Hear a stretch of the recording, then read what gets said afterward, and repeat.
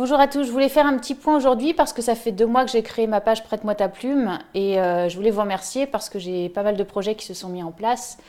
J'ai 2 auteurs qui ont signé des contrats d'édition pour des guides pratiques.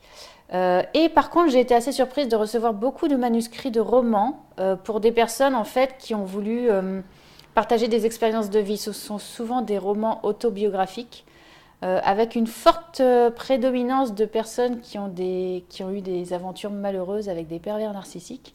Donc j'ai l'impression que c'est vraiment dans l'actualité et qui veulent justement partager ce qu'ils ont vécu pour éviter à d'autres personnes de se faire piéger. Donc moi en général quand on m'envoie ces manuscrits-là, déjà je dis que c'est compliqué de se faire éditer pour un roman, c'est beaucoup plus dur qu'un guide pratique. Mais ceci dit, il faut y croire, il faut essayer. Et la deuxième chose, la question qui revient sans arrêt, c'est est-ce que tu penses que ça vaut le coup, que c'est bien, que c'est intéressant, etc.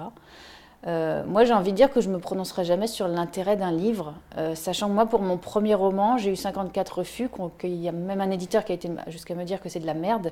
Donc personne n'a le droit de vous dire si ce que vous avez écrit est bien ou non ou pas. Vous l'avez écrit, c'est que vous en aviez besoin.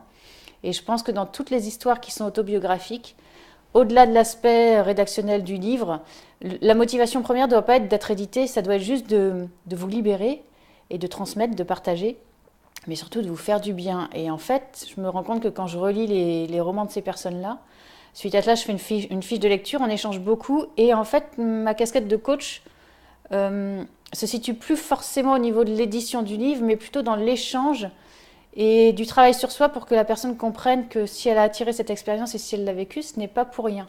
Et donc là, je me découvre, moi, par rapport à une autre facette qui est, étant donné que ça fait 10 ans que je suis dans le bien-être, j'ai voilà, expérimenté plein de choses, plein de thérapies, plein de thérapeutes, etc.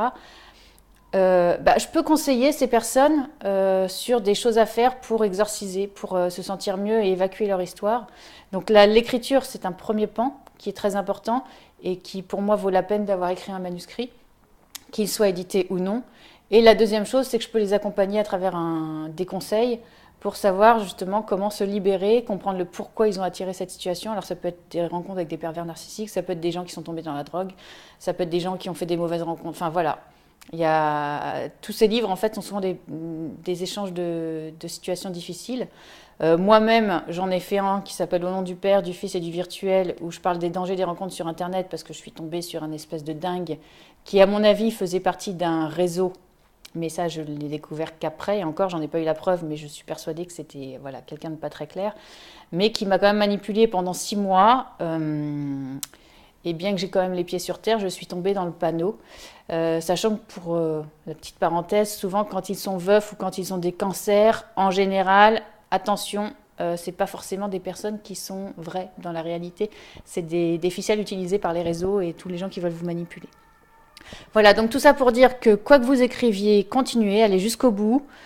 Essayez de vous faire éditer si c'est votre rêve, mais il ne faut pas que ce soit votre ambition première. Et au pire, maintenant avec les réseaux sociaux, vous pouvez le partager, mettre en crowdfunding et essayer d'éditer votre livre tout seul ou le mettre en e-book si vous pensez que ça peut aider des gens. Mais voilà, croyez en vos rêves, allez au bout et n'hésitez pas à ensuite travailler sur vous et à vous servir de votre livre comme outil pour du coaching, du développement personnel. Et bien, si besoin, contactez-moi sur Prête-moi ta plume ou Madame Bien-être sur mes pages, les réseaux sociaux, etc.